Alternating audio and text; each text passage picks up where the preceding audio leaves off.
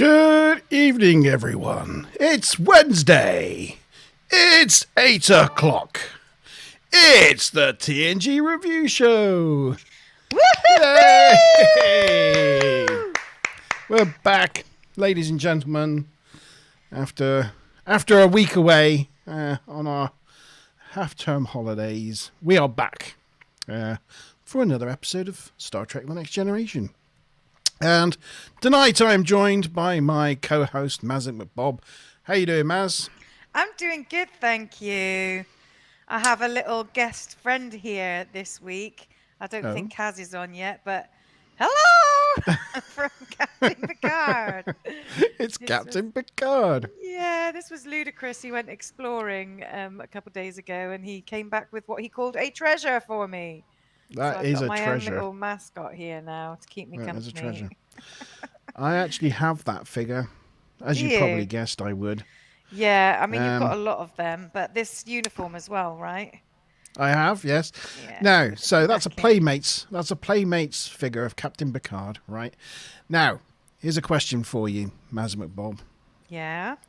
She didn't know I was going to be asking questions. We didn't discuss this. It's your little friend. Here's your question. That uniform Captain Picard's wearing, what season did that uniform get introduced? I reckon about 6. Oh, so close, so close. Season 5. Do you know, I was like, in my head, I was like 5 or 6, and I went for 6. Yeah, it was season 5 he wore that. There you go. Well, there you go. He's got to, I supposed to have something in his holster, I think. It's empty, but I don't know if he's supposed to have a weapon for his hand. But he's making the make it so. Make it so. He's got his little make it so hand. I know. Like that. He's like that. Make it so. Yeah, you can put a weapon or a tricorder. You can put they got little you buy plastic them separately, tricorders. do you? No, they come in the pack. Oh. This must somewhere be I've got a second box hand. of like hundreds of them. And the phasers came with phaser sticking out of it, like an orange stick coming out of it. So it didn't really go in a holster or anything. It could only go in their hands. But, I kind of want to do like a stop motion narration with him, like, you know, on Big Bang Theory with the Spock, you know, and like have him saying stuff and doing things, just like posing. Do you really think so? Yeah. I did that with Starcom figures once. Oh, yeah. Stop motion. But yeah. Yes. I did one. I've got a lot of those figures. I got too many, probably. That's healthy. I now have one. You did. Yeah. Yeah. Anyway, evening. How was your week off? How was your last week? Was it good? Yeah, I mean, I didn't have a week off like you. I didn't have like a holiday or anything. Well, no, I didn't was have just the entire working. Week off. Yeah. And it was kind of weird because obviously I normally have wine on a Wednesday when I'm doing this, but I missed out on Wine's Day. I went a whole week without drinking. Where I went away with drank every Stupon and drank every day. So no gin for me today. I'm having an alcohol-free week. So yes. Yeah. Well, I had one last week, so it's your turn. It's my turn this week. Yes. Stu Plum, taking his name in vain, has joined us. He has. So we have Andrew Mickey. And Mickey. Yep. Andrew's just finishing the episode. He didn't quite get it done in time, so he's gone away That's to all right. We've got 10 finish the minutes of episode. preamble anyway. And in fact, Andrew this afternoon messaged me saying, "What episode is it today then?" And I was like, "Oh crap, I haven't done the Facebook post." So thank you. He said he's my guardian angel for reminding me. Yeah. So well done, Andrew. Yeah. Thank you for that. Yes, it is the Offspring. That's tonight's episode. I thought I'd try something new. Ooh. New for today. Yeah, I know. Hopefully I won't get copyright striked or anything for this, but I thought to start things off, if I can find them, I will play the original 1990s TV trailer. Oh, right. Like from the channel when it was on at the time in America. Wow. Because just for a little bit of extra nostalgia. Yeah. So this is courtesy of, I found this on Trek Core. Trek Core. So this is the trailer for tonight's episode. Just gonna go big screen. There we go. Next time on Star Trek: The Next Generation, Commander Data creates an android child. I have brought a new life into this world. But Starfleet's orders leave her an orphan. I want that android out of here. The child depends on him. And a deadly malfunction I am scared. threatens her life. I love you, Father. On Star Trek: The Next Generation. I love it. Star Trek: The Next Generation. But yeah, no, I just thought that'd be a nice thing to look at each time. Yeah. But it's very 1990s, isn't it? It's very is. 1990s. And I think apparently as the seasons go on, they get rid of the annoying American voiceover man. Star Trek. Star Trek.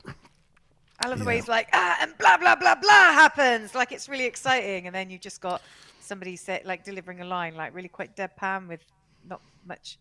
It's just like a real contrast to his excitement. You know, you expect it to be like an action sequence and things exploding with the level of enthusiasm that he's giving it. It is like a talky episode, isn't it? So it's not like yesterday's Enterprise. Like, No. I wish I'd done this last time and seen like the yesterday's Enterprise, the Enterprise one. But with the timey-wimey things and the space battles. The timey-wimey things, yes. Yes. So, right. Well, hopefully people are here now. Mickey's grabbing himself a beverage. Do tell us what it is that you've grabbed, if it's interesting. Oh, yes. Yes, let us know. Let us know in chat if you're having a beverage this evening with Matt. What have you got, Maz? Have you got some blood wine? I do, yes. It's quite interesting, actually, because I haven't had this before. I've got this wine guy who phones me up and convinces me into spending lots of money on a fairly regular basis. But this is a Lebanese wine.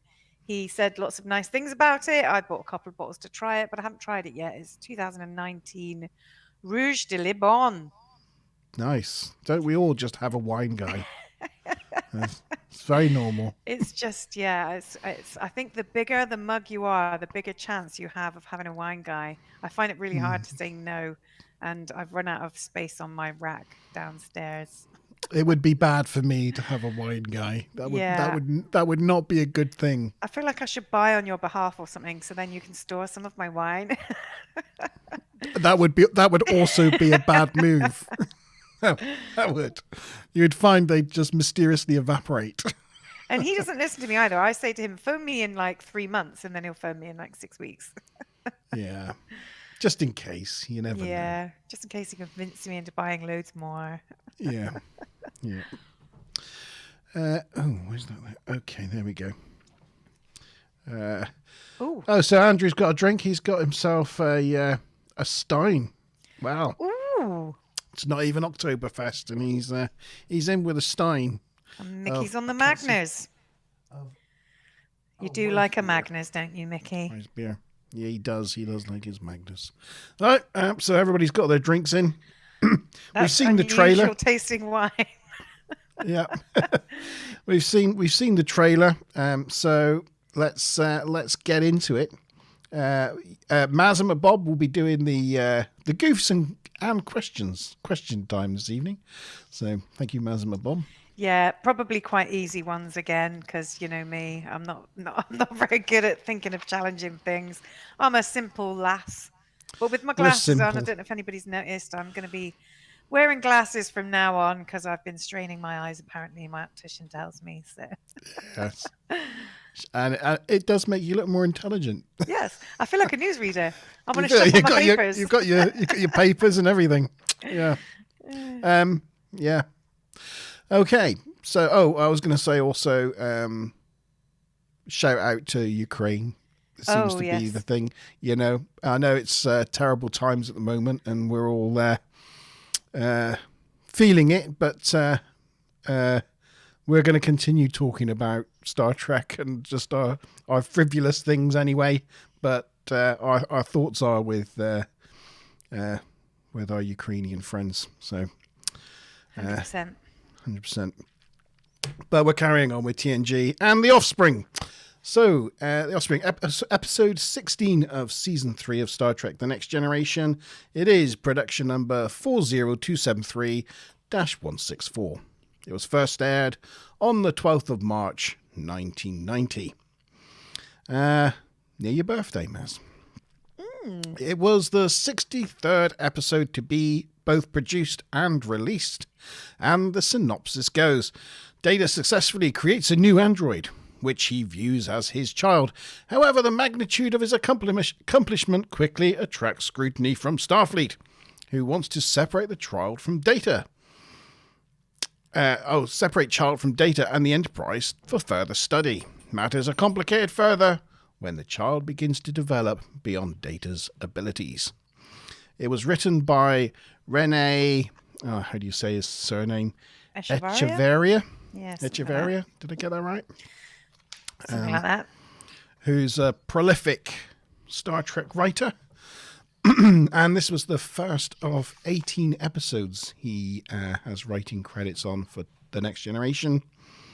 And it was directed by Jonathan Frakes, which is also his first directorial debut for Star Trek The Next Generation, in his first of 8 TNG episodes that he directs. Not only that, it's the first ever episode to be directed by a member of the cast. Leonard Nimoy and William Shatner had previously directed some of the films. Yes. But this was the first time that a cast member had directed an episode of Star Trek. And obviously, you know, that then went on and happened quite a lot more in the future. But there was a whole thing around it where Jonathan Frakes went to Rick Berman and said, I'd really like to do a show. And he was like, what? You'd have to go to, like, you know, film school. And, you know, it was like as if it was a ridiculous thing. So Jonathan Frakes spent around 300 hours in the editing room and on the dubbing stage learning about how to do all of that kind of stuff. So he just, you know, was looking over the shoulders of the directors and just wouldn't leave the set. He took seminars, he read textbooks, just wouldn't let it drop. So eventually they gave him this episode because it was, you know, a kind of a bottle episode, like they didn't have to leave the ship. Yeah. It was one that was done specifically to be lower budget. So, you know, they thought that, you know, and obviously Data episodes were really popular fan favorites at the time, so they thought it was a relatively safe one for him to cut his teeth on. So and he absolutely loved doing it. Apparently it's, you know, his favorite episode that he's ever directed, so he says. Oh, is that right?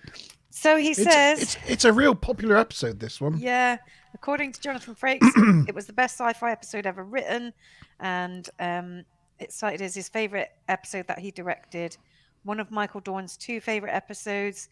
Wow. Rene Echevarria says it will always have a special place in his heart. Michael Piller says this, along with In a Light and Measure of Man, are his 3 favorite episodes. Just lots of people say it's their favorite episode, except for Melinda Snodgrass, who says that she thinks it was a bit obvious, tired and stupid at the time and didn't want to do it. It had a lot to do with coming off the back of Measure of a Man, and she didn't think they needed to do this Data and human and being sentient story again quite so soon after that one. I kind of can see what she's saying, because a lot of the arguments are similar. Rehashed. Yeah. I see from chat, Stu Plum spotted Chewie in the background. Yeah. He is wandering about. No. He's not feeling very well, is he? Got a little upset tummy. He has got an upset tummy, bless him. He's not been himself today. So he has been hovering about me a little bit more than normal. So, yeah, you might see him prowling about in the background. Poor Kaz, not even on to see it. But I think she's had enough of her Chewie fix from last week, to be honest. So... that was the details of the episode. So we'll get into the teaser. So from the captain's log, we learn that Riker's on leave. I guess that's because he's directing the episode. Yeah, So he had like a one-liner so he could concentrate on directing. Yeah, so he can be behind the camera. And the Enterprise is in Sector 396 to begin charting the Celebi asteroid belt. Whereas Geordi and Troy are on their way to Data's lab, where he's summoned them for some mysterious reason. Geordi comments that he has been locked in that lab since he returned from a cybernetics conference. They arrive at the lab, open the door to find Data holding a foot. He tells them that they're early and locks the door, confusing the trio outside. In the lab, Data attaches the foot onto the leg that owns the foot. And I noticed when they did that, it didn't look like the prop went together very well. Yeah. So he kind of like holds, just sort of roughly pushes it into place, and they quickly cut away before it like falls back off. Yeah. It's funny how later on you don't see any joins, right? No. But then he sends the owner of the foot into the ceiling and reopens the doors to the lab. The lab, incidentally, is once again the Enterprise bridge from the last episode, or, you know, any number of it's every week really. This set comes up in some shape or guise. But I think it's the first time in a number of times we actually see the cybernetics lab. It gets used a few times.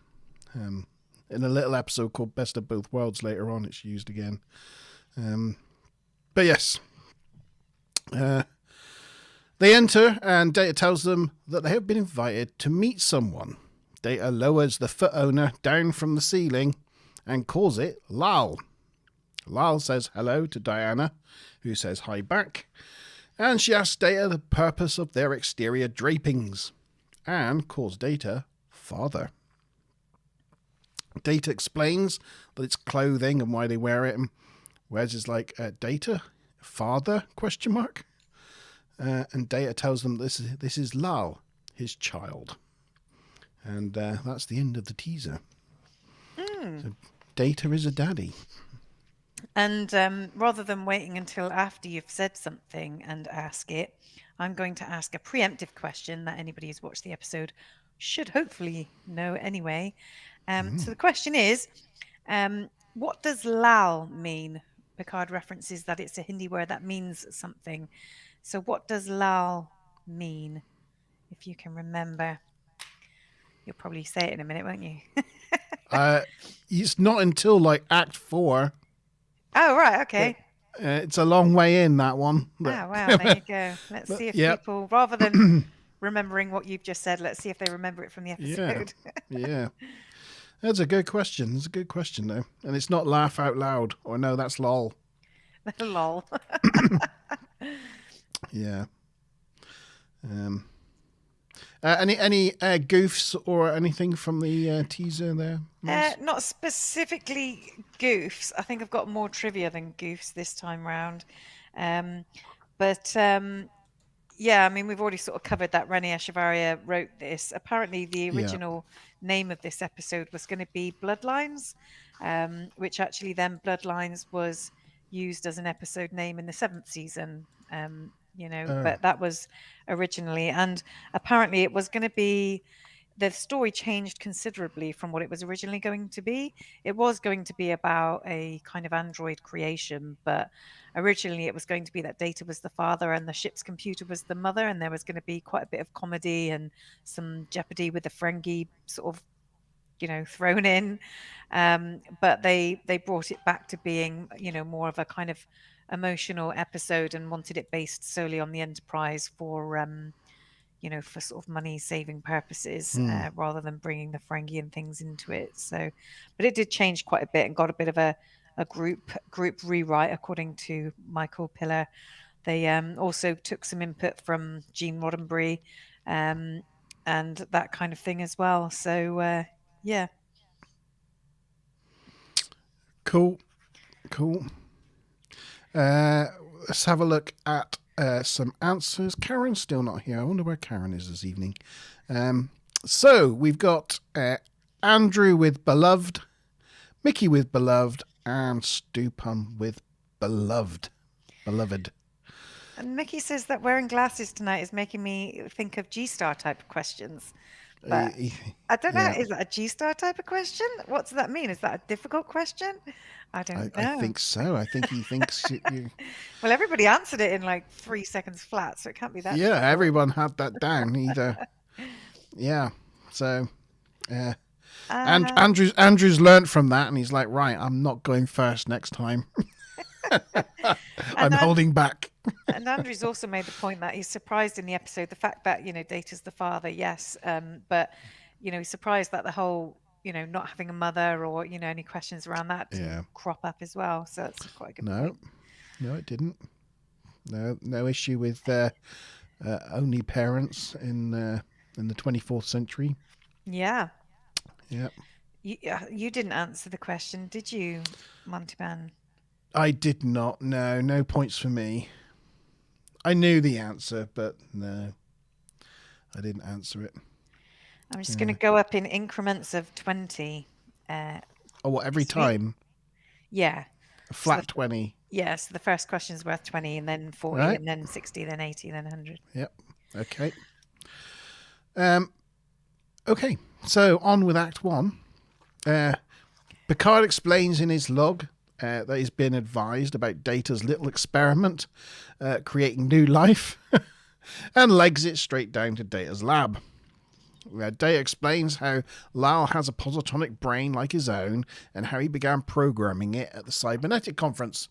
He learned at the conference that he could use a new submicron matrix transfer technology, thus using his own pathways as a template to continue Noonien Sung's work. Has Dr. Noonien Sung been in it yet? I don't think he has. Don't think so, no. No. Laura has. Laura has. Right, yes. I thought there's been something about that storyline of things. I couldn't remember what. Yes. Picard's a bit taken back by all this and tells Data he would have liked to have been consulted. But Data replies he'd never noticed anyone else on board consulting the captain about their procreation. To which good point. Picard kind of hangs his head in kind of shame. Like, oh, God. Well, it's either that or exasperation. I'm not sure. Troy wants to know why it looks like a golden monkey that's been smacked about by a frying pan. And Data tells her that he's going to allow his child to choose its own sex and appearance, which is very 2022 of him. Picard tells Data he wants a word in his ready room and leaves the lab with Troy. Walking in the corridor, Picard wants Troy to help in discouraging the concept of this thing being a child. It's not a child, he says angrily. It's an invention. So he's forgetting about all that work he put into convincing Starfleet that Data was his own person and not just a machine. It's a very strange thing for Picard to say in the corridor after everything he's done. But it seems Picard's main struggle is the fact that the child's over 5 feet tall, has heuristic learning systems, and the strength of 10 men. But then, life forms on the Enterprise, alien life forms can come in all shapes and sizes, can it? So Certainly can. Don't know why that's particularly relevant. But Troy's like, you're only saying that because you've never been a parent. And to be fair, it takes him all of like a few hours to a day to completely change his thinking on all of that anyway. Yeah. Oh, sorry, I've been forgetting pictures. Oh, pictures. There's the lab. When we see it in future, we do see the lab a number of times. But the only bit that really remains from this version of it is the center bit and this sort of center column and console. Well, the rest of it, the battle bridge, the Enterprise bridge, well, this thing around it completely changes. I have pictures if you want to see the difference between this version of it and the future version of it. Well, also that lift thing, isn't that the lift that was used for the Borg Queen or something? We said that, didn't we say that a couple episodes ago about something? I don't know about the Borg Queen, but it's certainly used in Best of Both Worlds for a Borg. Of that I'm not talking about. Reuse the chamber of the Borg Queen in Star Trek Voyager: Dark Frontier. Oh, yes. Maybe it is. Maybe this circular bit at the top's used. Maybe. Yeah. Oh, go on. I'm going to show you the pictures because you know I love to show you. The comparisons. I love a comparison picture. Andrew said this episode reminds me why he's in love with Picard, because he asserts himself so well, which he does, but also, yeah, it's that unwavering moral compass that he has later on in the episode as well. Just makes him, just so masterful in what he does. I don't know if you saw earlier, Andrew, but I got a little toy. It's a little Picard toy. He's new. Well, he's actually secondhand, I think, but he was just given. You've got your own Picard. You're very pleased. My very own Picard. So this is the version of the cybernetics lab here, and then where have we got? No, that's not it. I've lost it. Where? Bear with me, everyone. There it is. There it is. There it is in the future in an episode called, I think, Interface. As you can see, the center bit's still there, and the console, but the rest of the lab changes. So there you go. Very cool. I'm going to go back to the other one. Oh, he's got a pop vinyl of Picard. They're the ones with like the big heads or something, aren't they? Is it? Oh, is that what? Andrew's got. Yeah, they're like they're. Or is that a really detailed one? Is that a really detailed? I don't know. Andrew said he's got a pop vinyl, so I thought they were the ones like with the sort of big head. Oh, it is the one with the big head. Yeah. And the big black eyes, and a big round bald head. I just looked it up. I did look it up. Cute. I still want to get like a bust of the handheld. I think that would be ace. You could get like you could have them as bookends. You could get a Riker and a Picard head hold bust. Do you want to see a picture of Picard pop vinyl? Yeah, why not? See, is it super cute? Here he is. Here he is. Oh, look! That is super cute. They're like the eyes that I put on my baby Yodas. Yeah. I like evil Spock. Yeah, he's cute as well. The grey eyeshadow. It's great. Ace. Anyway, sorry, I digress. I'm getting cool. Sidetracked. Yeah. So yeah, we were in there, and there we go. We'll go with that picture for a moment. That's the one. Yeah.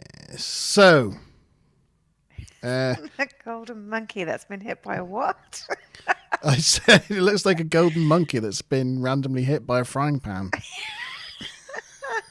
I don't know. That's funny. Interestingly, we have seen the actor before in Star Trek The Next Generation. He was in Angel 1, like the third episode in the first season. Yes.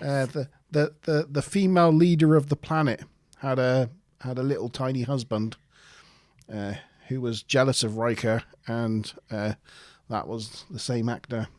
See. As Lal is there. And you can see it when you say that.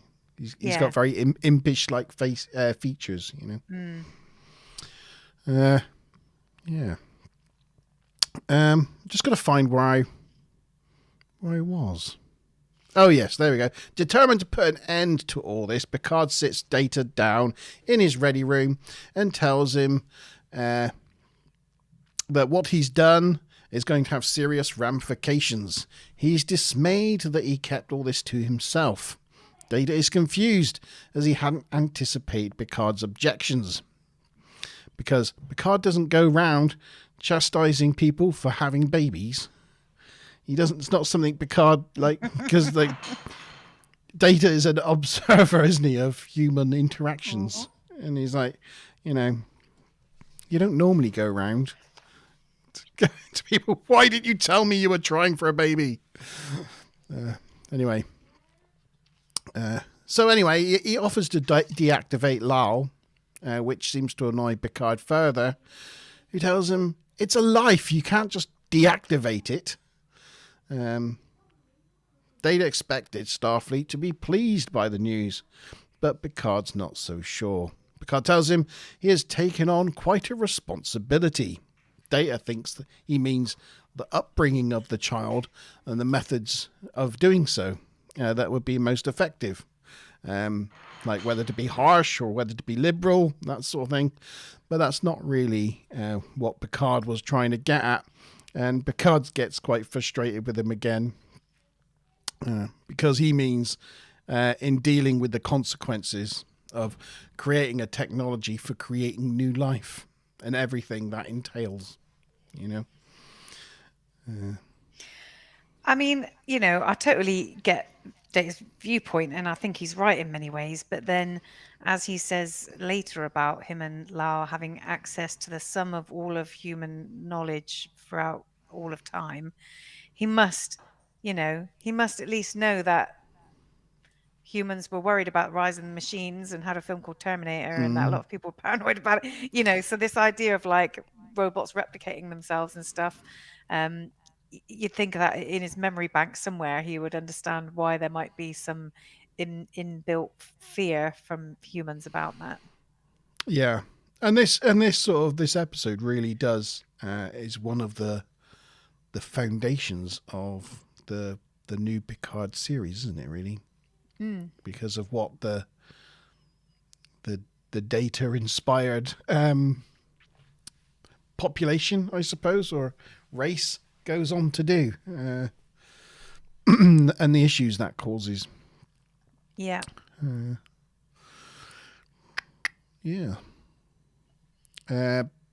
So Data points out that in most species there is a primal instinct to perpetuate themselves.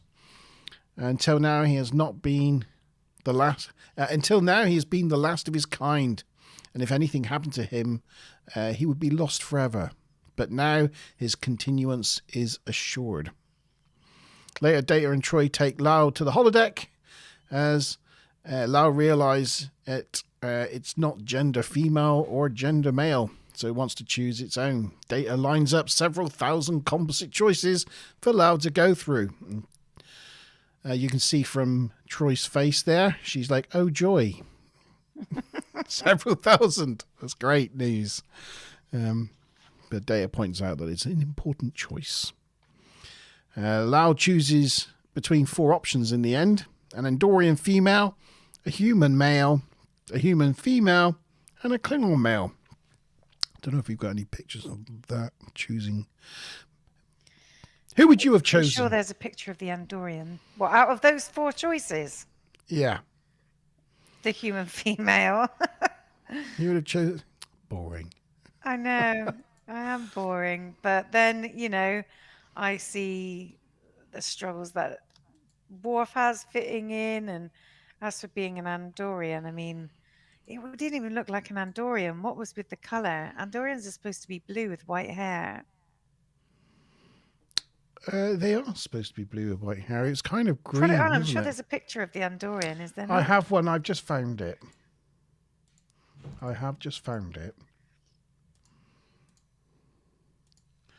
But yeah, that does not look right. I mean, it's got antennae, but other than that, it's definitely not right. It's a strange shade of green. Yeah. Andrew reckons that is the only time Andorians appear in TNG. That could well be right. Is that right? Yeah, I don't think that's in any of the trivia I've got, but that does sound about right. If that's right, and I think you're right there, Andrew, that's a crazy statistic, being how big a species like Andorians are to Star Trek. Yeah. I know there was a conscious decision in TNG to stay away from Vulcans because they felt that Vulcans had been done to death in the original Star Trek. But there's also not really any instances of Tellarites either. They kind of stayed away from like the classic Star Trek species, apart from Klingons, really, which they featured a lot. Oh, it actually says here this is the first of only 2 of the TNG series to feature an Andorian. So maybe we'll come across another one at some point. Although this is only a hologram. And this Andorian is uniquely and incorrectly has green hair and skin. Whilst every other has blue skin and white hair. I wonder what another Andorian is then. So yeah, we'll have to we'll wait and watch for the second appearance of an Andorian in TNG. Yeah. Mickey thinks it's the only colour they had in the costume department at the time. And this was the Klingon, which Troy says, "Oh, a friend for Worf. How nice." But she does go for the human female in the end. Which I think is quite good casting, though, because the human female does look like it could be Data's daughter.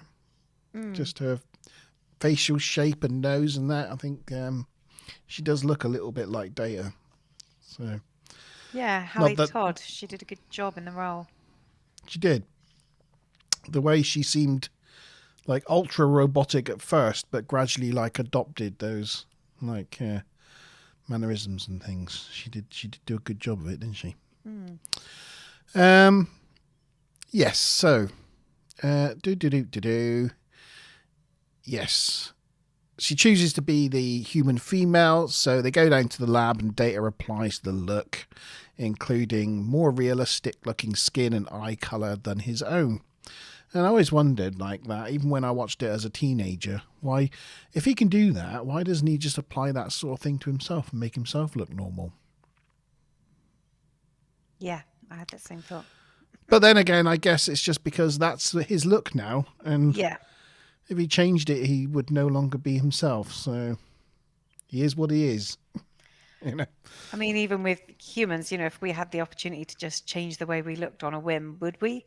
Often that has to go along with a certain amount of psychological counselling and things like that. If people have face transplants or whatever, changing the way you look has some quite severe or can have quite psychological impacts. Not that necessarily Data would be bothered by that, though, but yeah. He does. Yeah. Mickey said maybe the Andorian greenness, maybe that was the only costume they had in the costume room.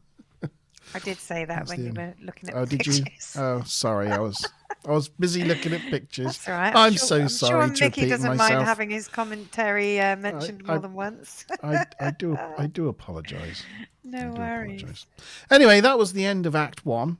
Have we got an Act 1 question time? Well, sort of, but I mean, to be fair, we've laboured on it so much. These questions are just going to be well easy. So I'm going to quick fire 2 super easy questions, and then I'm going to give you a more difficult question building on earlier. So 3 questions. The first 2 are super easy. So one of them was how many composites did Data pull together for Lal to choose from? Right. So that was kind of easy. You only mentioned that once. The second one I thought of was, what were the final 4 choices that Lal narrowed it down to? But we did discuss that at some length. So, but the bonus question is, we mentioned about Lal's name meaning beloved. What other famous Star Trek character had a child whose name was a translation of beloved in another language? What was That's that question? got you. What was that? Lal is a Hindi term for beloved. There was another famous Star Trek character who had a child whose name also translated to beloved, but this was in Hebrew, I think. Oh. There you go. Well, there you go. The first part of that about how many did that have boiled how down many to? composites? So how many composites did Data prepare for Lal? What were the final 4 choices? I don't even know if we need to ask that because I think we all know what the final 4 choices were. And then the bonus question was, what other Star Trek character had a child whose name also translates to beloved, but in Hebrew? Yeah. There you go. Well, let the answers rain in. If you know, give it a whirl. Give it a whirl. Give it a whirl. Give it a whirl now. I'll carry on whilst some answers come in. I will carry on with Act 2. Absolutely do that. Yeah. Data takes Lal to his quarters and tells her it's home and shows her a chair and a painting. He teaches her about touch and other senses and corrects her when she thinks a vase of flowers is a painting. He gets her to smell the flowers and she's enthusiastic about learning about smells. It's all quite cute. He then takes her to 10 forward and shows her how to drink, but forgets about the whole swallowing part. So when she tries to smile, it all just comes flooding back out of her mouth. It's quite funny. She plays catch with Wes, but she's still developing her motor coordination skills, so completely misses the ball by about 10 seconds. She kind of reminded me of playing catch with you when you were a kid. Yeah, I have pretty bad reflexes, to be fair. Used to throw the ball at you and you used to go, it's past you, and you'd be like... It was when I dated that really amazing goalkeeper for a couple of years. That's when I actually became really good at catching. He just used to throw things at me all the time. It was learn to catch or get hit a lot. Oh dear, yeah. Yeah. She has problems with visual comprehension, so Data says she will require additional neural transfers. It also shows her how to mimic some more human-like responses, like blinking. Later in his lab, Wesley asks Data what she does whilst he's on duty. And Data tells him that she studies in his quarters. Wes asks if he thought about sending her to school. She could learn a lot from children her own age, but Data's like, well, she's only 2 weeks old. They have school for 2-week-olds. Wes leaves, and Data reactivates Lal after the 3rd successful transfer. Lal asks Data what her purpose is, and Data tells her function is to contribute in a positive way.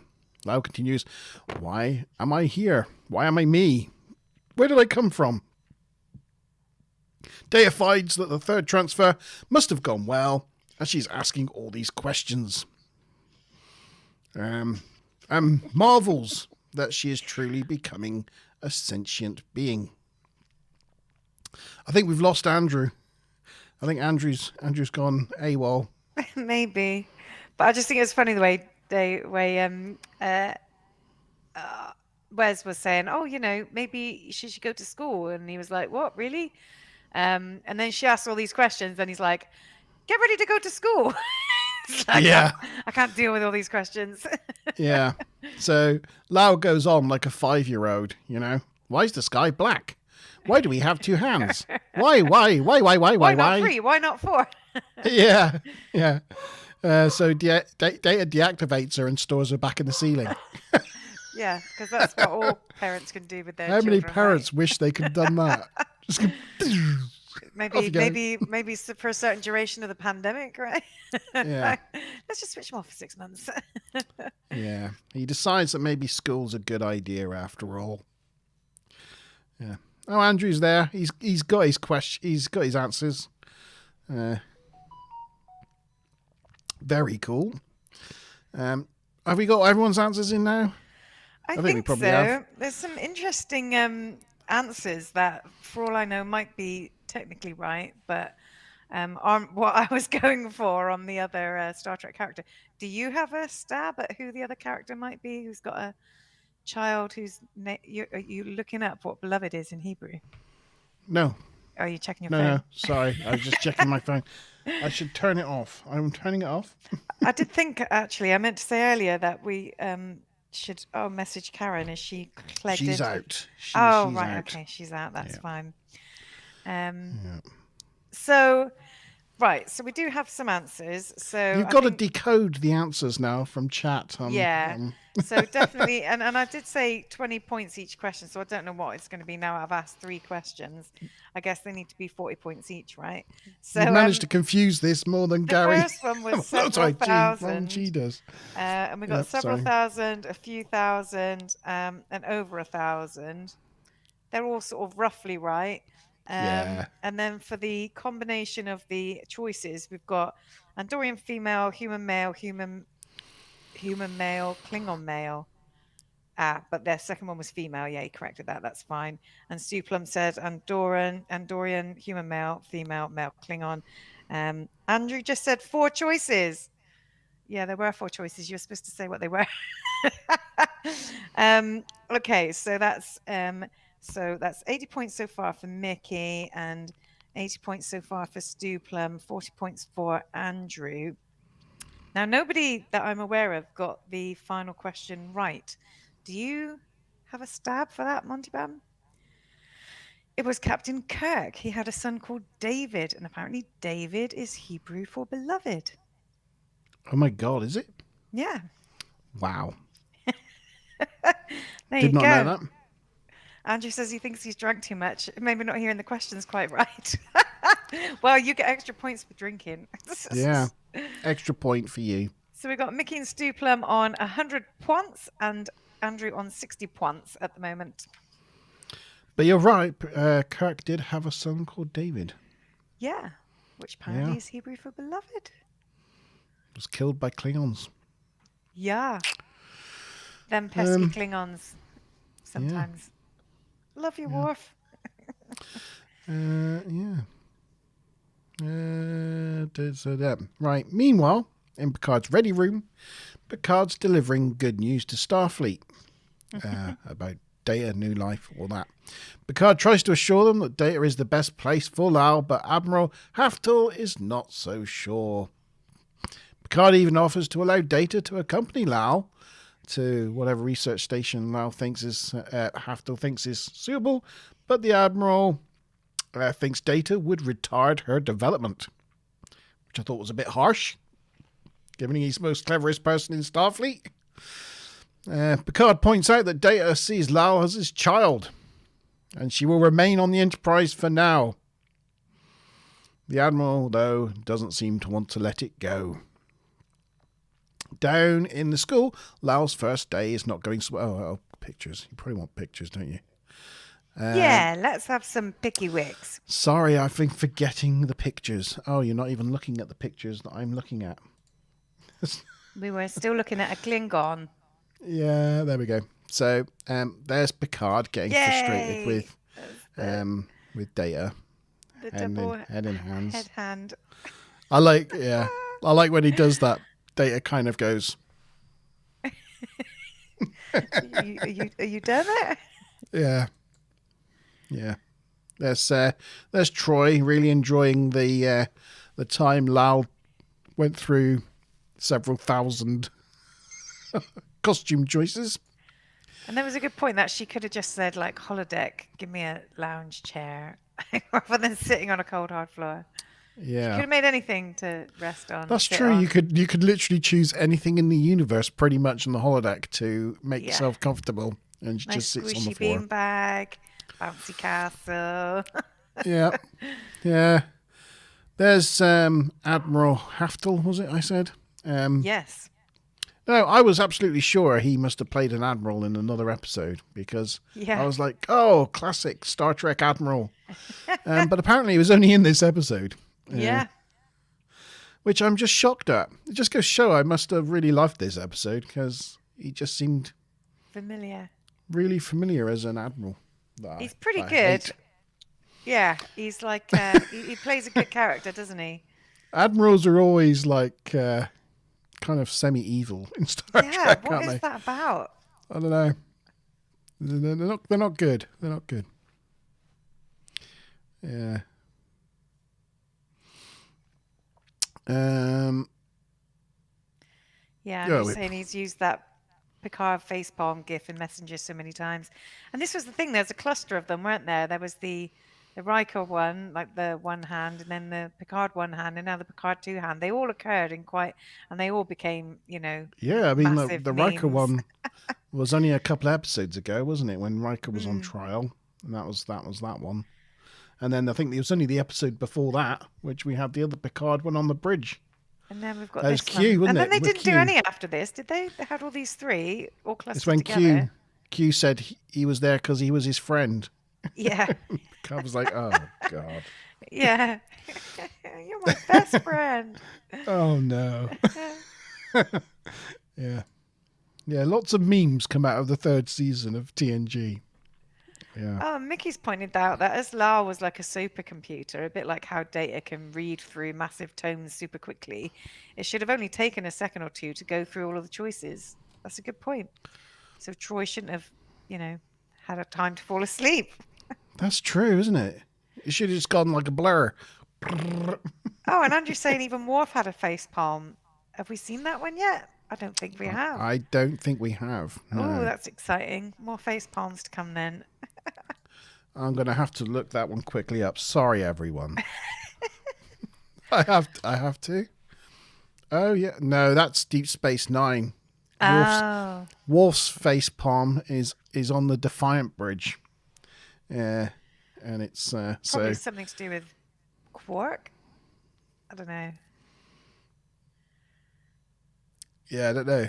Someone there though has taken that's quite clever. Someone's morphed in the Picard face palm from the bridge, the Riker face palm from that episode Behind the Desk, and the Worf one from the Defiant Bridge, and pasted it all into one. Sorry, you don't know what I'm talking about. I don't know what you're talking about. Are you going to share your screen? I am going to do it. Here you go. They've morphed all the face palms look into one image. Love it. I thought that was quite good. Anyway. Yeah. They've used Riker's body there as the anyway. Yeah, because he's got the same hand. And then Picard's arm looks a little bit like it's been forced into that Bent. position somehow. Yeah. Yeah. It's good though. Oh, and look, Cisco's got one too. Is he? Oh yeah, Cisco's got one as well. Yeah. Oh, I love Cisco. Oh dear. Yeah, Deep Space Nine will be next. Yeah, it might take us a couple of years to get there, but We'll get there. do We'll it. get there eventually. We'll get there one day. Right. So we're down in the school. It's Lal's first day. He's not going so well. Mrs. Bollard, wow, what a name, wow. explains that whilst she tested well, so she started off with the older children, she didn't really get on with the social nuances with the older kids. So they moved her to a younger class, but now the children are scared of her. And it was quite sad when they looked into the classroom. All the kids were there playing, having fun, and there was Lal stood in the corner, all by herself.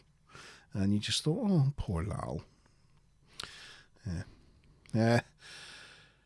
The school classroom was used before in various episodes, and it was the same reused set, I think, pretty much. So that was interesting. On the way home in the turbo lift, Lal tells her dad that all the kids were laughing at her comments. So somehow, without understanding humour, she has mastered it. But Data tells her that they were laughing at her, not with her. One is meant kindly, and the other is not. She asks why they were being unkind, and he tells her they were unkind because you are different, Lal, and different can scare some people, who in turn hide their fear with humour. Lal doesn't want to be different. So Data visits a doctor for some advice. He doesn't know how to help her with her feeling different, because he doesn't really quite get feelings. The doc tells him Wes went through something similar, because he was a brainiac. And she helped him through it by sharing her own experiences from when she was that age. Data realizes he hadn't done that, as he didn't want to discourage her. The Doc follows it up with, you just need to be there for her and give her love and attention. But Data points out that he can give attention, but he cannot do the love thing. But the Doc finds that hard to believe as Data leaves sickbay. In his quarters, Picard's awoken, and this we get that lovely shot that's been shared this afternoon between Mickey and Karen on WhatsApp. The bare-chested Picard. The bare-chested Picard. But Andrew liked that bit as well, if he's also in love with Picard. Yeah. The nice shot of a bare-chested Picard in his quarters. He's awoken from his slumber by Admiral Haftel, who tells him to hold the Enterprise's position as he's on his way to review the android's development personally, and if he doesn't like what he sees, he's going to take Lal back with him. And that's the end of Act 2. Yes. Have we got a question for Act 2? Oh, yes, sorry. Now, this is really a G-Star style question. Everyone. In honor of G-Star, I'm going to ask one of those how many people were in the room questions. Gosh. When they were in the school, Lal was stood in the corner and there were a bunch of kids around a table. How many kids were around the table? So it's probably going to be guesstimates here because I doubt anybody actually counted them. But I did, and I went back and double-checked twice. So take a guess at how many kids were around the table when Lal was in the schoolroom. And we're not including Lal, obviously. She was stood over the other side of the room. There we go. That's that one. Do I have any goofs and stuff? Do you? Oh, yeah, we talked about that, sitting on the floor in the holodeck.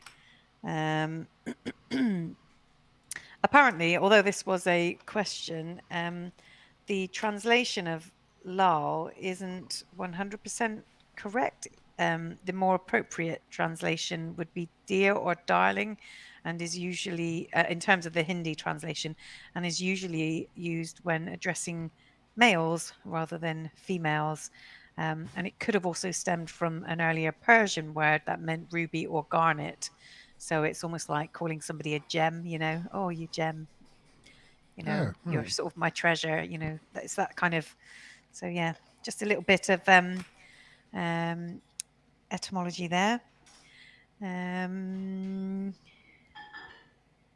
Did that, and Dorian.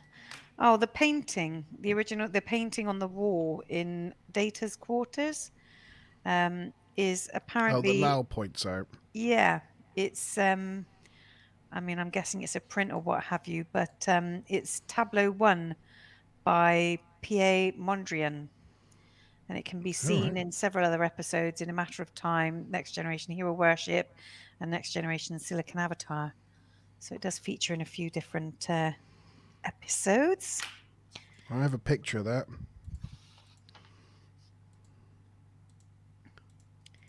That picture there. Yeah, there you go. Tableau 1, apparently. Tableau 1. Some stuff about Guinan that we haven't done yet. Oh, and you mentioned earlier about how this is kind of the basis for Picard. Yeah. And in fact, in 2399, so this would be in the series Picard, I guess. Yeah, Picard Remembrance. Jean-Luc Picard remarked that Data had always wanted a daughter, so that was a bit of a throwback to this very episode 30 years previously. Yeah. Also, after he walks by the picture, there's this work of art thing. Yeah. No, it's like a statue-y like thing in Data's quarters. That was also seen in the survivors in their garden outside. It was also seen in Justice. There it is there. Oh, yeah. Weird thing. I'm going to be looking out for that weird thing now. when the bow breaks. Yeah. And now I think it's taken up sort of semi-permanent residence in Data's quarters. Ah, there you go. Have we got some answers in then to question? We have got some answers. 6, a 7, and an 8. Well, shall we have a look? Because I happen to know down here we have now. There's a picture. Might need a panning shot. Now there I can count 1, 2, 3, 4, 5, 6, 7, 8 in that picture. That is correct. There's 1, 2, 3, 4, 5, 6, 7, 8. Yep. That is the right answer. So Mickey gets it. Well done, Mickey. Cruising towards another point by the looks of it. So that's Mickey on 160, Stuplum on 100, and Andrew on 60. Yep. Well done, everyone. The set, the school classroom set did change slightly. There's a lot less things on the wall. The I don't know, genetic tree Elcar's screen is there from previous times. I think we can see there it is there, and if we go to the child, you can see it there in the background. So this is the same room. You can see the lights are the same, the walls, the shelves. It's all still there, but they've taken all the decoration off the walls for some reason. It's a lot plainer now, but it's the same set. And somebody suggested earlier that maybe Troy's child had been one that had been named Beloved, but I think she called hers Ian. Ian, that's right. Yeah. Ian Andrew after her father, apparently. So not translating to Beloved. But somebody else said Imzadi in Discovery. So I haven't really watched much Discovery. But is there somebody named Imzadi? Because Imzadi would mean beloved, but in Riker and Troy have a daughter, and I think they call her Imzadi. Wouldn't that be in Picard? Oh yeah, that would be Picard. Discovery's back in time, isn't it? Yeah, no, sorry, it's in Picard. Ah, no, right, in okay. Picard. Yeah, oh well, there you go Discovery. then. Then probably yes, they do have a kid. Because Imzadi would be like beloved or something in Betazoid, right? Yes, I guess it So would that's a be. good It point, is. then. It is. Does that mean Andrew gets more points? I don't. Well, it says Imzadi from Star Trek Discovery. So that's where I was confused. I think he meant Picard. Yeah. But somebody else also said Troy. But I was assuming they meant from the child. That was Mickey. I don't know. I think the question was who had a child that they named after. Where that so it would have been Troy had the child called Imzadi. So if that's what Mickey meant. Also correct. I don't know. Or did he mean Ian? I don't know. But the correct answer in my head was Kirk. So I'm going to stick with that. You're sticking. Well, you are the. It is your. It is yours to rule. Yes. Yeah. Let's go carry with on that. with the next acty act then. Let's go with that. Let me just get back to my original. 8 Little Terrors. My 8 Little Terrors. Yeah. Let's get back to my notes and actually try to figure out where I was. Beginning of act something. Oh, 3. Four? Act 3. Yes. And the beginning of Act 3, we learn from the captain's log that this is going to be a surprise to you all. You're just going to faint with astonishment on this. We learn from this log that Lal, in Hindi, means beloved. I made a note of it, so I've got to say it. There you go. Yeah. Here we go. Guinan takes Lal to 10 forward to observe human behavior. And to that aim, will happily provide Data takes Lal to 10 forward to observe human behavior, and to that aim, will happily provide services to Guinan. Lal follows it up with her father said she could learn a lot from someone as old as Guinan. to which Guinan didn't look very impressed. But she does hire her anyway and offers to teach her the art of listening, which is a pretty useful skill, isn't it, if you're learning to be a sentient being. But it's like she comes from a species of listeners, right? So she's like, I'll teach you to listen. Waggle, waggle, waggle. You know, it's like, because that's what we do. That's what we do. Lyle says she's been programmed with a list of 1,412 beverages, and they're all surprised because she used a contraction Ive, which is something Data's never mastered. Data gets summoned to the ready room, but as he leaves 10 forward, he looks back with a little bit of concern in his eyes that he's like leaving Lal alone in 10 forward. But Guinan gives him the look that it's okay for him to go. In Picard's ready room, Picard tells Data that the Admiral has expressed concerns for Lal's environment, that he wants to take her to the Daystrom Annex at Golem 4. Data's not in favour of losing Lal, as he feels she can learn a lot from his unique experiences. Picard tries to argue the Admiral's point, that he thinks she should be overseen by experienced professionals. So Data, realising his parenting skills are being questioned, asks if the Admiral is being a parent himself, which Picard confirms he is. Data questions how much experience the Admiral had with his firstborn. Mic drops. Leaves the ready room. In 10 forward, Lal's studying a couple flirting and thinks they are communicating telepathically. Guinan clarifies that the holding of hands is a sign of affection. But Lal's startled when the man starts biting the female's face. Guinan tells her it's a thing called kissing. The couple then leave 10 forward and Lal wants to know why and where they're going, and Guinan says, ask your father. It's like that conversation escalated quickly. Is that conversation, yeah. So I've done that conversation now, so I know what that's like. Interestingly, apparently in this scene, the script originally said she was supposed to say to Lal, when a man and a woman are in love and blah, blah, blah.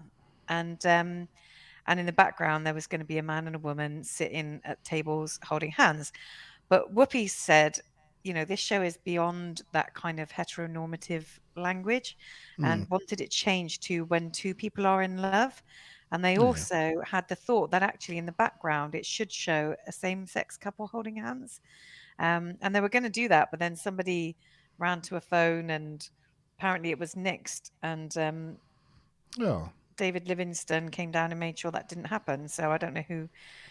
I'm not sure who David Livingston is, or whether he's, you know, doesn't like that kind of thing, or just didn't want people interfering with their, you know, vision of the episode. But I think, again, that would have been quite a nice little progressive thing. I mean, we mentioned about how in the first series you had a couple of the guys wearing those, what are they called? Scarts? I can't remember what they were called. Scants. They're like Scants. Skirt that was pants it. or something. Scants. You know, and things like that. And, you know, Star Trek has always tries to be quite progressive. So, you know, it would have been quite nice to actually, I don't think we see any sort of same-sex couples on the Enterprise, really, to my knowledge, but nope. It would have been good to have that bit of diversity. Riker getting with a non-gender person, that's as close as we get. Yeah. Really. I think it's not until Deep Space Nine and Dax and a previous wife getting together. I think that's the first time we really see that kind of thing, which is a bit surprising, really. Yeah. But I guess not. It's taken a while to get that far, isn't it, really? But it's nice to think, I mean, assuming this anecdote is true, it's nice to think that Whoopi, you know, felt able to challenge the script and to, you know, push them to be a bit less boring in their thinking, or a bit less conventional in their thinking. And that slight change in dialogue has helped that scene seem more current and age better than if they'd used that like old style dialogue. It would have not aged well. Yeah. So yeah, very good. Mickey loves all the couple loves. Yeah. Yeah, where did I get to? Oh yeah, ask your father. That was it. He is Riker, finding her face. yes. Like, I love the way everything she She was says has startled. like a slightly alarmed tone. Even when she was like, smell, with the flower at the beginning. It's like everything she sounds like alarmed about. It makes it quite comedic. Well, if you were instantly created and with the amount of seeing everything for intelligence the and that first she's time. got and seeing it would be kind of like, oh my God, look at that. Oh my God, look at that. Information overload. Yeah. That's what babies are like most of the time, isn't it? They're just like that all the time. Drooling at the world. Oh my God. As people are going up to them going, I've disappeared. I'm here. I've disappeared. They're like... That's what it's like. It's a great baby impression. It was good. Dear. So anyway, Riker, who has just returned from his away mission, or wherever he was, in a shuttlecraft, enters 10 forward. Naturally, as he does, clocks that there's a nice new bartender. So he's like, howdy. Guinan looks over from the other end of the bar, is like, oh no, this could go badly. Lal She knows him too well. Lal grabs him and pulls him over the bar and starts kissing him. Just then Data enters 10 forward and asks Riker his intentions of his daughter. Riker's like, Your what? daughter? It's like, what just happened? What's happening here? And basically makes a run for it. Yeah, he just scarpers. Just does a runner. Yeah. But, yeah, it was quite a funny scene. Good moment. Back in their quarters, Lal's upset. She has realized that she can imitate the behavior of humans but will never feel love. Dare tells her that it's the struggle it's the struggle that will yield its own reward. Lal tells him he is wise and tells him about the holding hands thing, and she holds her father's hand. It's a really touching end of scene as they're sat in their quarters, two androids holding hands. Very cute. That was the end of Act 3. Oh, crap. That means... Oh, there you go. That's Lal pulling... that was funny. I mean, to be fair, it would have only been about 3 minutes before he was making a move on her, but for a change, it took even less time, and he didn't have to make the move. No. You think of Riker directing this episode, I'm not going to be in this episode because I'm directing. I'm the big director. I know, I've got an idea. I can be in one scene, right? As we got a new bird on set, I just want to be in one scene. Just one little scene. I don't have to do much. Question. Question time. So this is a slightly technical question. We haven't necessarily seen it, but this isn't something you would say in the script. But can anybody describe? Obviously, all Star Trek thingies have these pins, these pin pins. Oh, yeah. Can anybody describe what the Admiral pins look like?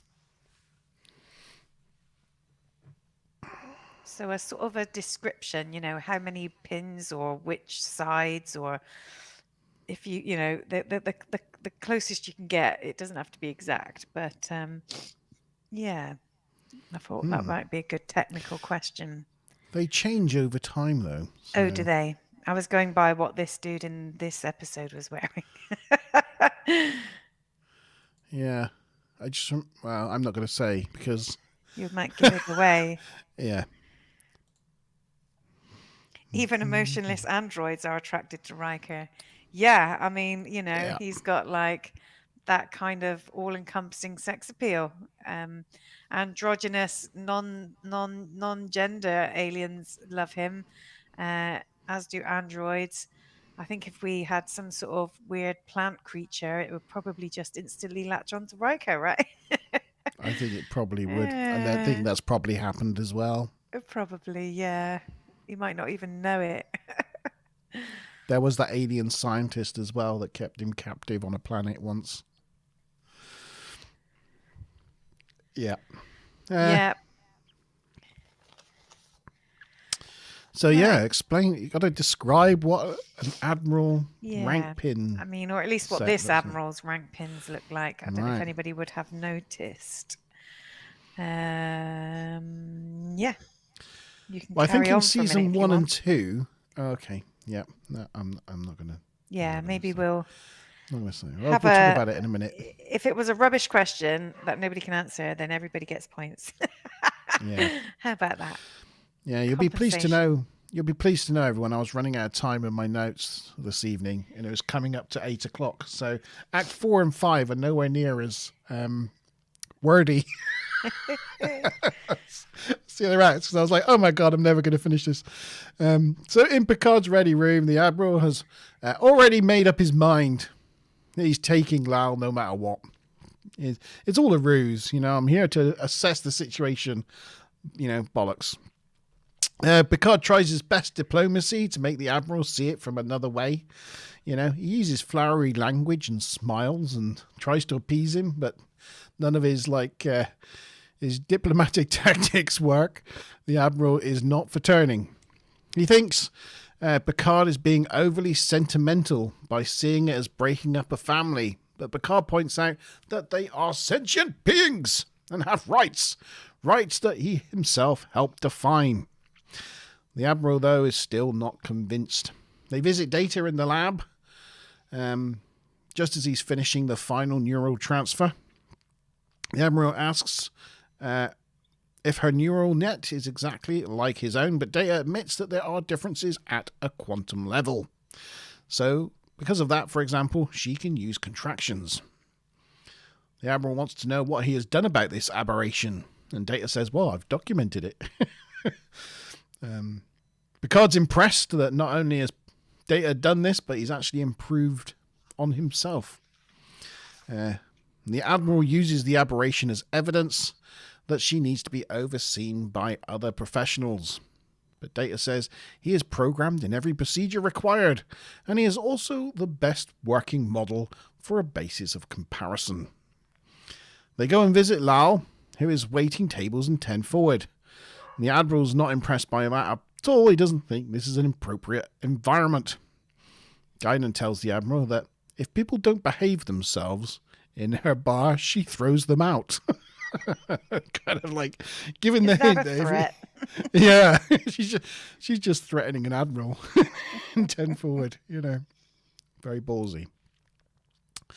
But yes, the Admiral's not happy, and has Picard and Lal report to him in the observation lounge for interviewing. So in the observation lounge, the Admiral tries to sell the idea of moving to the lab to Lal, painting it as rosy as he can. But Lal's also come to the same conclusion as Data and Picard did earlier, that she can learn everything she needs to from Data and the Enterprise, and then will come to the lab to learn more afterwards. But the Admiral is like, no, you coming now. He follows it up with that whilst he has respect for her father, but Lal interrupts him and says that she doesn't think he does have respect for Data. To which the Admiral thinks she's being adversarial, but she says she's just stating fact. Picard asks her, well, we should ask Lal what she wants. What do you want, Lal? And she says she wants to stay with her father. So Picard's like, that's all you need to know. That's it. Thank you, Lal. You're excused. So Lal leaves feeling confused and scared and goes to Troy. She's scared that the Admiral wants to take her away, and she's having problems comprehending the feelings that she's feeling. And she conveys that really well to Troy in her quarters. You sense her panic. I don't know if we got There's a nice picture there of the Enterprise D and the Admiral's Excelsior class ship. We can tell from that nice smooth sides and all that that's the 6-foot model. There's a nice shot, panning shot actually, of the Enterprise cruising past. You look under the saucer section. It's a really tight shot of the Enterprise, and you can tell it's a nice shot of the 6-foot model because it all looks nice and smooth. I don't. Oh no, not yet. Right, that's where we're at. Sorry if you can hear Chewie barking in the background. I'm just gonna close my door a minute. Bless him. He's probably shouting because he's got a tummy ache. Little cutie patootie. Yes, he has. He's got a poorly belly. Poor thing. Yeah. Yeah, so that was the end of Act 4. Yeah, we're left with Lala in Troy's quarters, really seriously worried about her feelings and thumping her own chest because she feels it in there. So we've got a question time. What a question? Oh, do we have the answer? We've got to have the answers. We haven't had the answers to the last question time yet. So it's some interesting answers. So we've got 5 pins, all gold. We've got 3 pips with a rectangular base around it, and then 5 pips again. So Stu Plum and Mickey basically said the same thing, and then Andrew said something different. So, right, can I have a thing? Yeah. Ironically, I've got a picture of the Admiral right up on screen here, look, and you can't really see. Oh, you can't. But I would guess it would be 3 pips or 3 stars with a square around it, because the Admiral one's generally in a square. I think in season 1 and 2, the square was tapered from it was like fat to like thin, and they wear them both. It is 3 pips with a square around it, but he's got it on both sides. Both right? sides. Yeah. But I looked it up.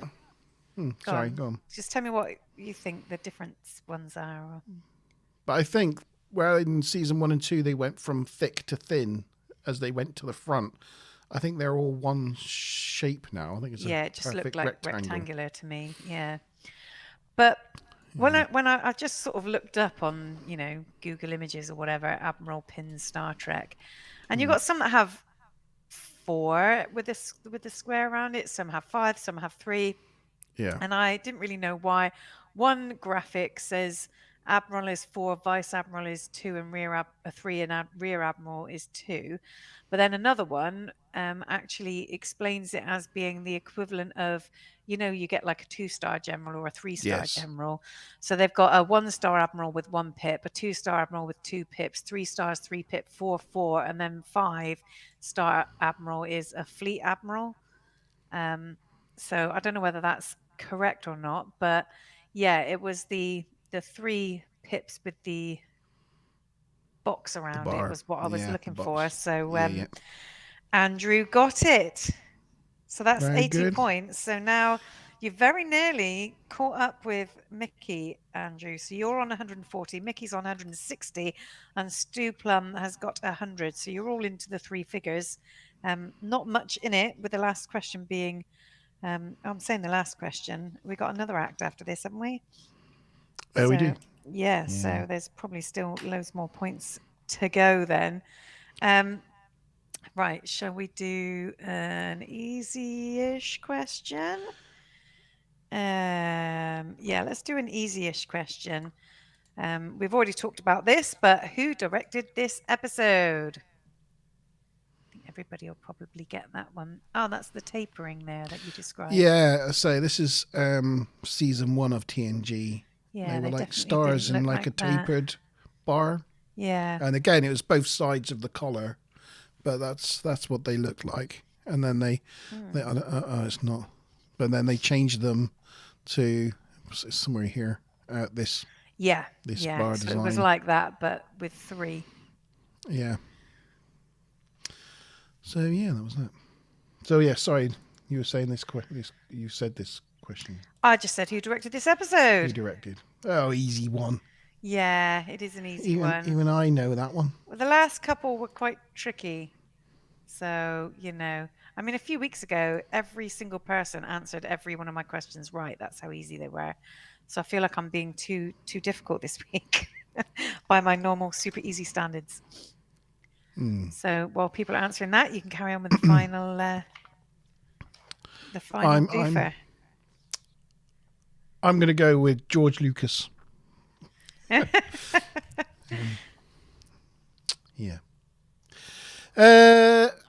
Which act were we on? 5. That was it. 5. Yeah, We're on last Act one. 5, ready. The last act. We're there. Woohoo! In the observation lounge, the Admiral is now interviewing Data, and he's still insisting taking Lal.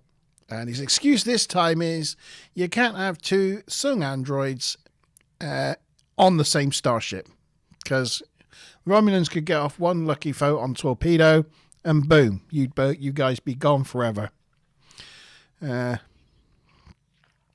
Picard's not convinced, though. He thinks it's a good argument, but this is his child, and you can see the umbilical coil is hardly been cut, which was quite a graphic comparison, I thought.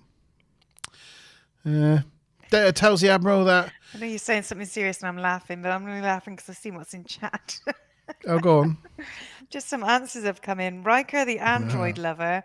And who directed this episode? Mr. Handsome McBeardy Chin. Yeah, that was the guy. Make me chuckle. Yeah.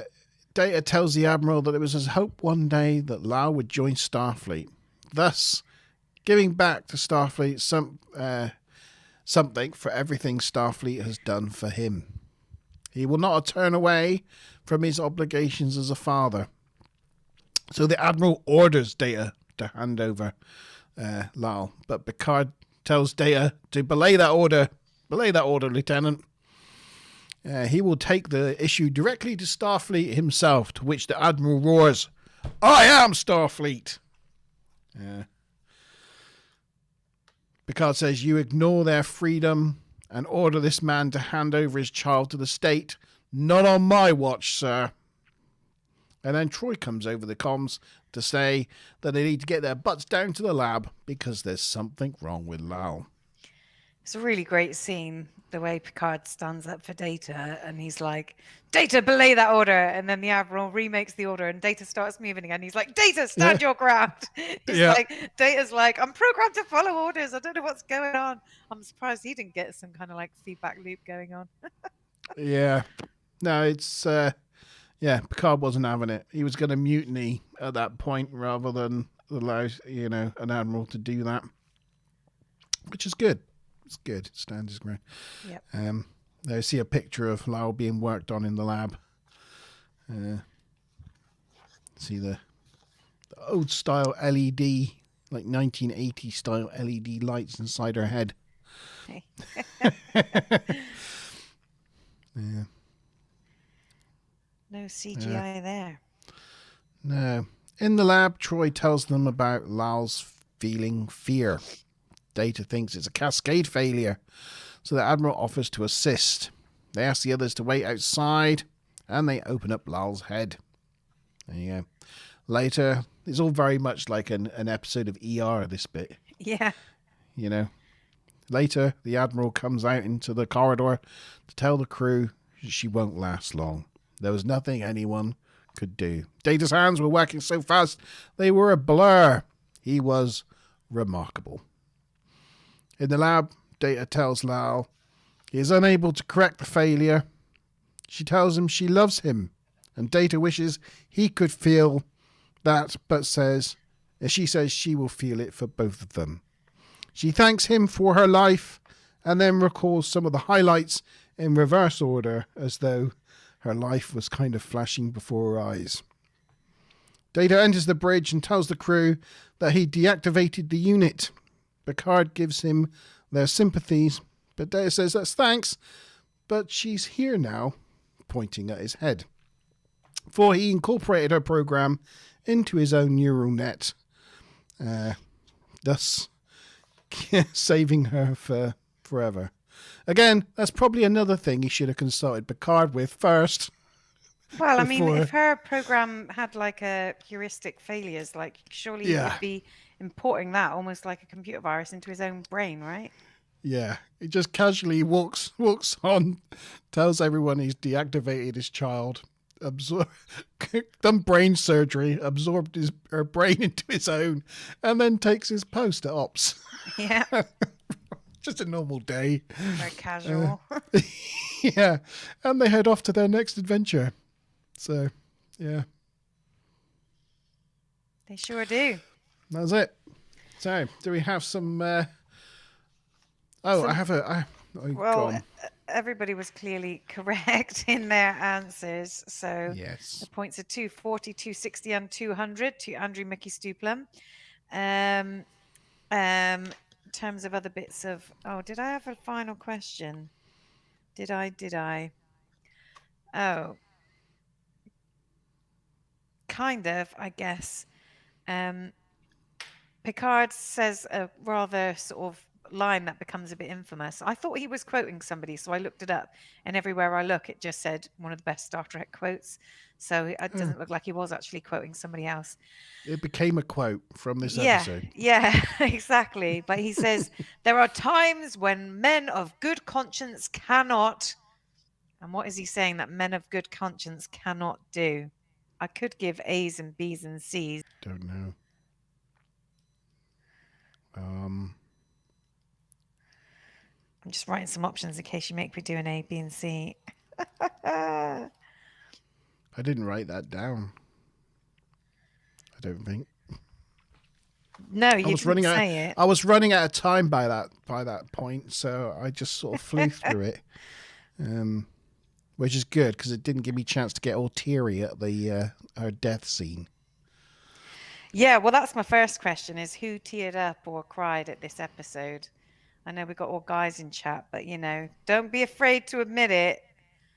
I did get a little teary. It's quite emotional, this episode. It's emotional. There was a comment in the Facebook chat which said, if you don't cry at this episode, you need to go and see a shrink. I thought, that's a bit specific. Andrew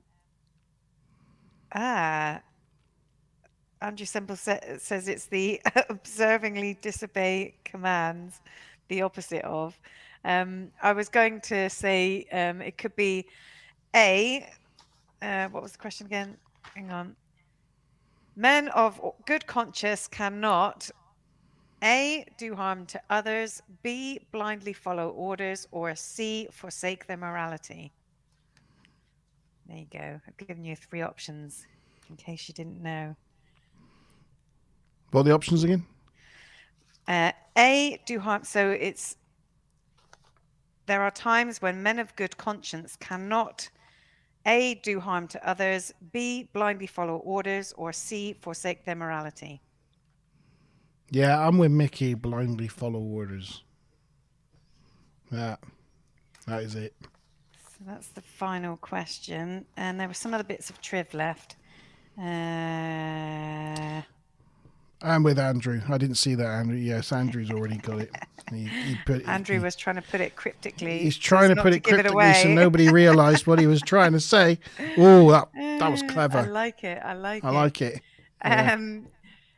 So yeah, just some last bits that I haven't mentioned thus far are that obviously Data says about, he's the last of his kind. I'm guessing at this point he has assumed that Lore was incapacitated in Data Lore. So thinks that, he's the only one left, doesn't know of any other Soong androids at this point. In Measure of a Man, obviously they deal with some of the same concepts as we've talked about, and Picard was an advocate in both. And, it's good that Picard actually references that and says that the android's rights and sentience are well defined in Federation law, and that he himself helped to write those laws. So it's like he's speaking from a real point of authority. Apparently there was serious consideration for a 5th season episode that would have involved Lore stealing Lal's body and trying to reactivate her and stuff like that, and trying to fix her with the emotion chip and things, but they ended up shooting down that idea. But that would have been quite a good continuation of the plot, I thought. There's quite a few things around her blinking.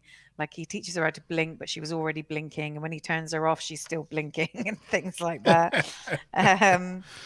Apparently, at the end there, when Data comes back to Ops, the turbo lift doors are open, and there's just the lower turbo lift doors. So I guess that's at the bottom of the next to ramp. the ready room. I have a picture of that. They're in a sec. open, and there's just like a dark open space visible through the doorway. So I was just going to show you quick two pictures. One I mentioned, there's a nice new shot of the 6-foot model. Yeah, nice. So there's a screen grab of the smooth underside of the 6-foot model. So there you go. There's that. And lastly, I was just going to show you, indeed, you can just see past this person's shoulder here, the door to the turbo lift next to the ready room is open, and it's just a black hole. I think the turbo lift might be there because you see the sort of shape of the turbo lift, but the lights are not on. It just, and there's carpet there, so I think possibly it's there, but yeah, it just looks like a dark hole. So yes, it's a black hole on the bridge. Yeah. Yep. So there we go. If people could start thinking about what they would score this episode, because we're about to get to the scoring part. Have we had everybody's answers in? Yes, we do. And yeah, everybody did get it right after I gave the options, although Andrew got it right before I even gave the options. Perhaps he should get some more points for that. Yeah, I almost feel like that he deserves bonus points. The only thing is that controversially, that would, decide the outcome of tonight. So yeah, sorry, Mickey, but I'm going to give some bonus points to Andrew. So Stu Plum has ended on 320 points. Mickey has ended on 280 points, but I'm going to give an extra 50 points to Andrew, which then means that he ends on 410 points. So sorry, Mickey, but Andrew gets the point tonight, which I think is Andrew's first point on the leaderboard as well. That is Andrew's first. I thought that really deserved it. The fact that you didn't need the prompts, and also you put it as a cryptic clue, which I really loved as well.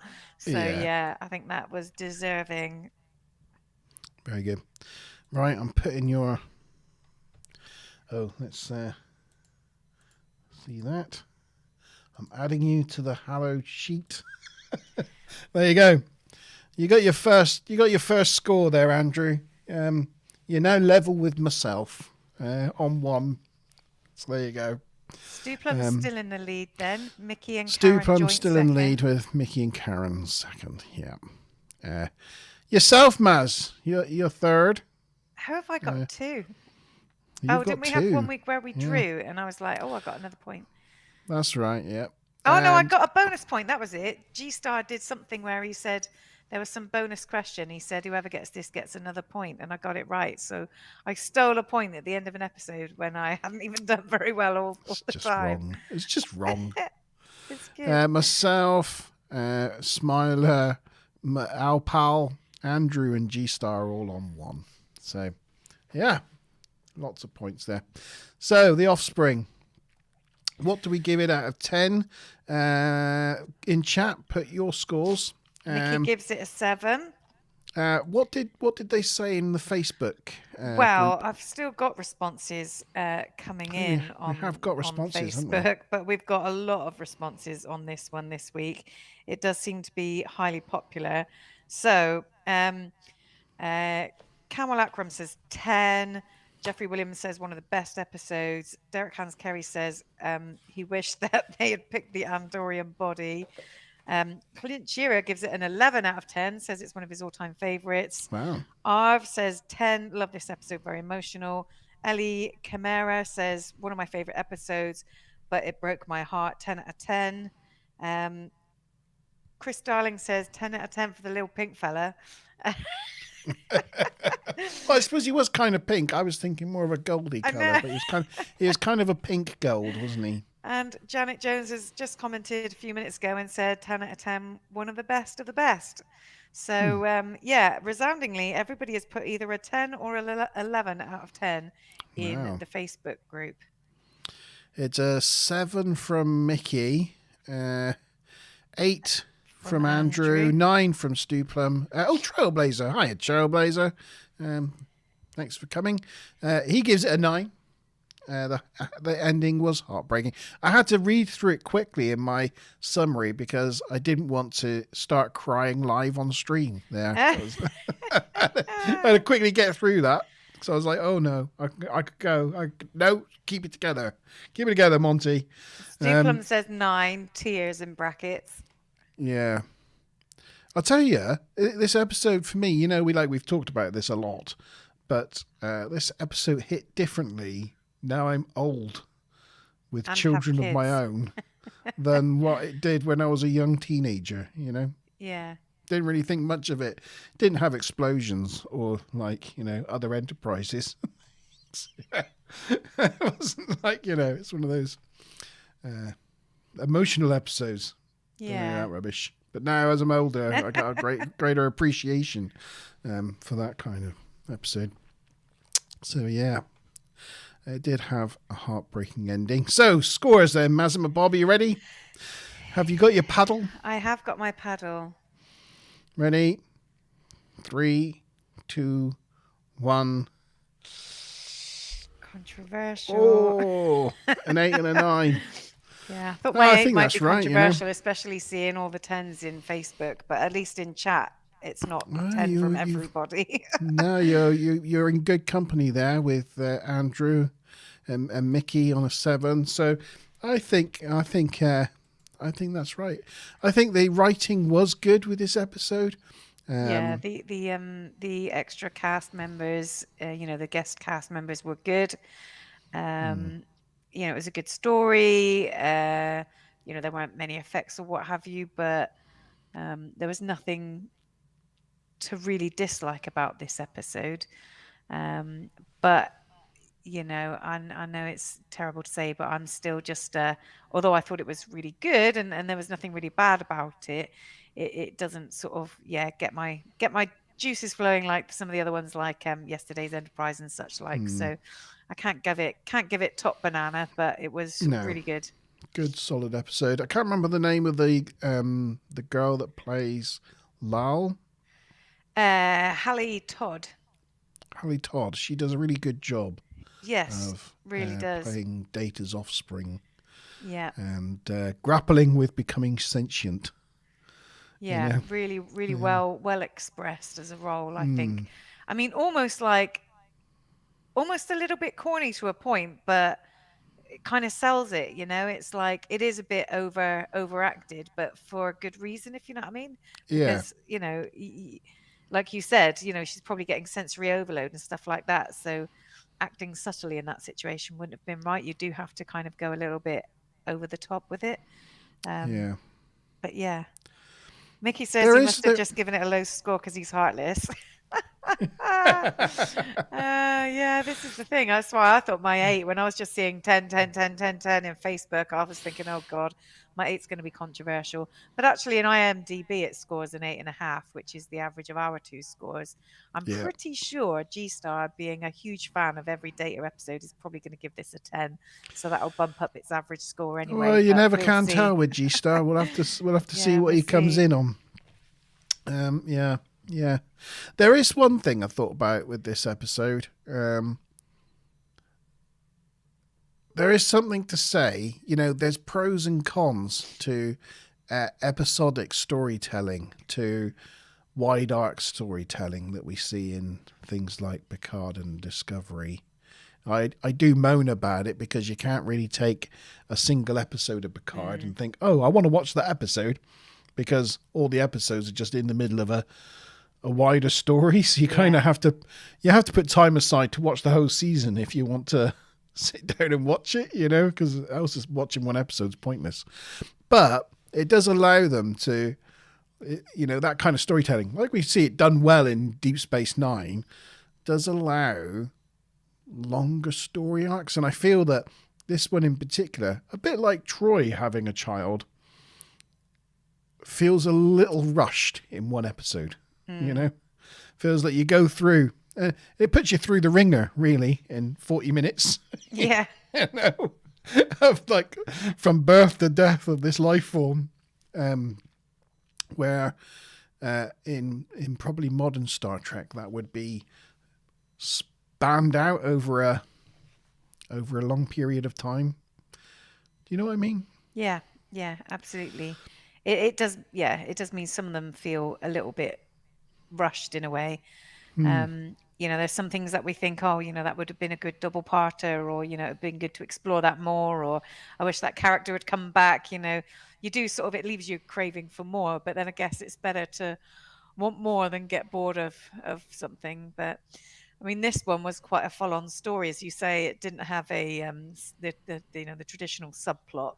In this one, it was just pretty much this is a main plot, which was fine because it was such a big, kind of topic, I guess, that affected everybody on the ship.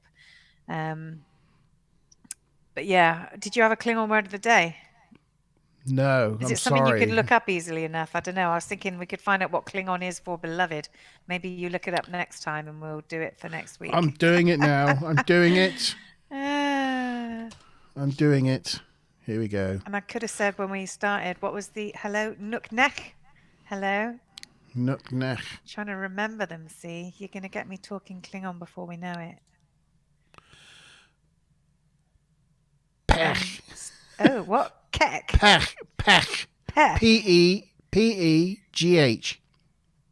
Pech. Pech. Yeah. Oh, okay. That's my pech. Doesn't sound very beloved. Very Klingon, though. Yeah, that's true. Yeah. Beloved. Okay. I'll have to make a note of that so I know. Pech. Cool. There you go. That's We got about our Klingon word of the day in. Yay. Yes. Yeah. Yeah. Was there any other? Oh no, just Mickey saying he was heartless. Yeah. No. Yeah. So that was about it, really, for this episode. You're going to ask me a question that I currently do not know the answer to.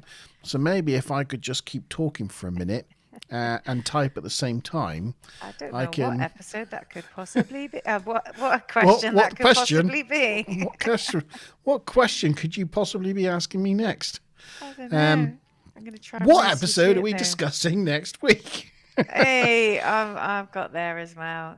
Sins of the Father. Sins of the Father. Oh, is it a Klingon one?